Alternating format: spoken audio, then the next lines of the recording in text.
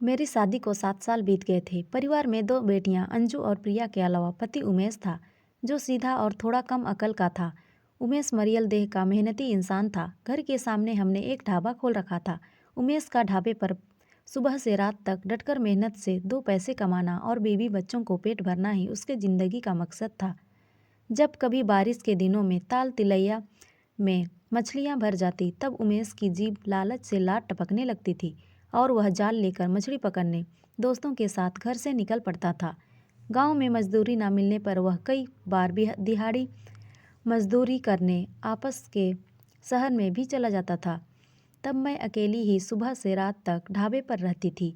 गठी बदन और तीखे नाक नक्श की मैं 30 साल की होकर भी गजब की लगती थी। जब मैं ढाबे पर बैठकर खनकती हंसी हंसती तो रास्ते चलते लोगों के सीने पर तीर चुभ जाते थे। कितने को तो मन ना होते हुए भी एक कप चाय जरूर पी लेते थे। एक बार मूसलाधार बारिश में मेरे गांव से 2 किलोमीटर दूर बहती नदी पर चढ़ाई थी। सारे ट्रक नदी के दोनों तरफ रुक गए थे। तकरीबन 1 किलोमीटर लंबा रास्ता ट्रकों से जाम हो गया था। तब ना कोई ट्रक आता था ना जाता था। सड़क सुनसान पड़ी थी। इस कारण मेरा ढाबा पूरी तरह से ठप हो चुका था। मैं रोज सवेरे ग्राहक के इंतजार में पलक पावरे बिछाकर बैठ जाती, पर एक एक करके 4 दिन निकल गए और एक भी ग्राहक ना टपका था। बोहनी तो हुई ही नहीं, उल्टे गांठ के पैसे भी निकल गए थे। ऐसे में मैं एक एक पैसे के लिए मोहताज हो गई थी और मन ही मन खुद पर बरसती कि चौमासे का भी इंतजार नहीं किया। उधर उमेश भी 10 दिनों से गायब था। ना जाने कस्बे की तरफ चला गया था या कहीं नदी में मछलियां खंगाल रहा था। उमेश का ध्यान आते ही मैं सोचने लगी कि किसी जमाने में वह कितना गठीला और गबरू जवान था। आग लगे इस नास मिट्टी दारू में कि उसकी देह दीमक लगे, पेड़ की तरह खड़ी खड़ी सूख गई। अब नशा करके आता है और उसे बेकार ही जग जोर कर आग लगाता है। खुद तो फटाके की तरह फुस हो जाता है और वह दिन रात भीतर ही भीतर सुलगती रहती है। कभी कभी तो उमेश खुद ही कह देता है कि सीमा, अब मुझ में पहली वाली जान नहीं रही, तो तू तलाश ले कोई गबरू जवान, जिससे हमारे खानदान को एक चिराग तो मिल जाए। तब मैं उमेश के मुंह पर हाथ रख देती और नाराज होकर कहती कि चुप हो जा, शर्म नहीं आती ऐसे बातें कहते हुए। तब उमेश बोलता, अरे शास्त्रों में लिखा है कि बेटा पैदा करने के लिए घड़ी दो घड़ी किसी ताकतवर मर्द का संग लेना गलत नहीं होता। कितनों ने किया है, पंडित से पूछ लेना। मैं अपने घुटनों के में सिर देकर चुप रह जाती थी। रास्ता रुके हुए छठा दिन था कि रात के अंधेरे को चीरती हुई टॉर्च की रोशनी में मेरे ढाबे पर पड़ी। मैं आंखें मसलते हुए उधर देखने लगी। पास आने पर देखा कि टॉर्च में हाथ लिए कोई आदमी ढाबे की तरफ चला रहा था। वह टॉर्च वाला आदमी ट्रक ड्राइवर का नाम रमेश था। रमेश आकर ढाबे के बाहर बिछी चारपाई पर बैठ गया। बरसात अभी रुकी थी और अबो हवा में कुछ उमस थी। रमेश ने बेझिझक अपनी कमीज उतारकर एक तरफ फेंक दी। वह एक ढीले बदन का मर्द था। बल्ब की रोशनी में उसका गोरा बदन चमक रहा था। बेचैनी और उम्मीद में खटी मैं खनकियों से उसे ताक रही थी। थकान और गर्मी से जब रमेश को छुटकारा मिला, तब उसका ध्यान मेरी ओर गया।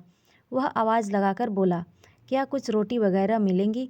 हाँ हाँ, मैं बोली, तो लगा दो दाल फ्राई और रोटी। मैं जैसे बिजली से चमकी। मैं भट्ठी पर फटाफट दाल फ्राई कर दी और कुछ देर में गर्म तवे पर मोटी मोटी रोटियां पलक रही थी।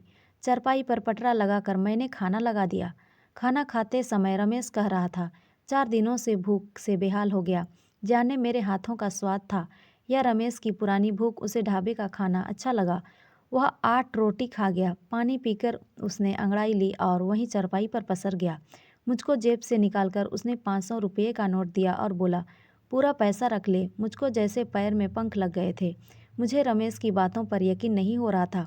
बर्तन नाली पर रखकर मैं फिर भट्टी के पास आ गई बैठी। कुछ देर बाद वह बोला, आज यहाँ रुकने की इच्छा है। आधी रात को कहा ट्रक के पास जाऊँगा, क्लीनर ही गाड़ी की रखवाली कर लेगा। क्यों, तुम्हें कोई ऐतराज़ तो नहीं? मुझको भला क्या ऐतराज़ होता। मैंने कह दिया कि मुझे कोई ऐतराज़ नहीं है, अगर रुकना चाहो तो रुक जाओ। और रमेश चादर तान कर सो गया। रात गहरी हो रही थी। बादलों से घिरे आसमान में बिजली चमक और गरगराहट गूंज रही थी। तब रात के 1 बजे होंगे। किसी और ग्राहक की आने की उम्मीद छोड़कर मैं वहाँ से हटी। देखा तो रमेश धनुष बना गुड़ी मुड़ी हुआ चारपाई पर पड़ा हुआ था। मैं भीतर गई और एक कंबल उठा लाई। रमेश को कंबल डालते समय मेरा हाथ उसके माथे पर टकराया तो मुझे लगा कि उसे तेज बुखार है। मैंने अचानक अपनी हथेली रमेश के माथे पर रखी। वह टुकुर टुकुर मुझे ही ताक रहा था। उन आँखों में मैंने अपने लिए एक चाहत देखी। जब मैं चलने लगी तो अचानक से उसने मेरा हाथ पकड़ लिया। थोड़ी देर कसमकस के बाद मैं अपने आप को अपनी बाहों में कैद कर लिया। उसने मुझको चारपाई पर लिटा दिया और हम दोनों एक दूसरे में समा गए। सालों बाद मुझको बहुत बड़ा सुख मिला था। भोर होने से पहले ही मैं उठी और पिछले कमरे की ओर चल पड़ी थी।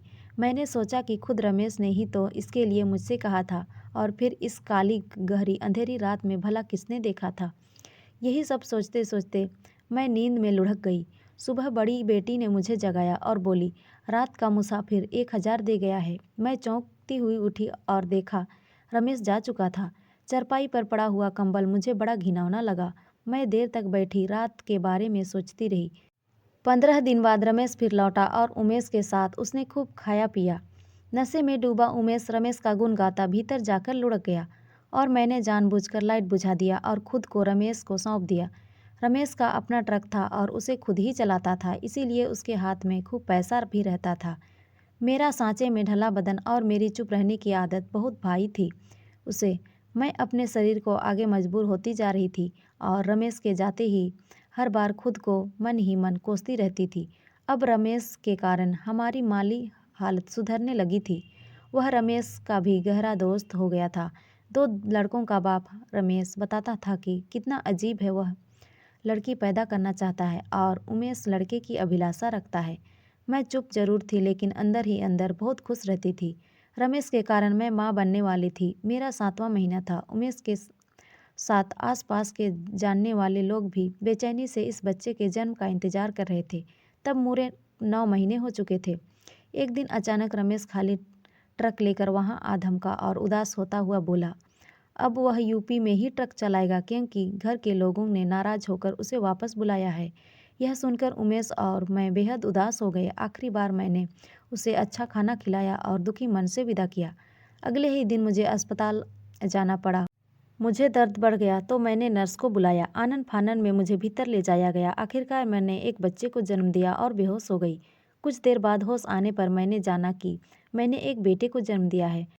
मैंने दिल से रमेश को धन्यवाद दिया जिसकी वजह से मैंने एक बेटे को जन्म दिया था।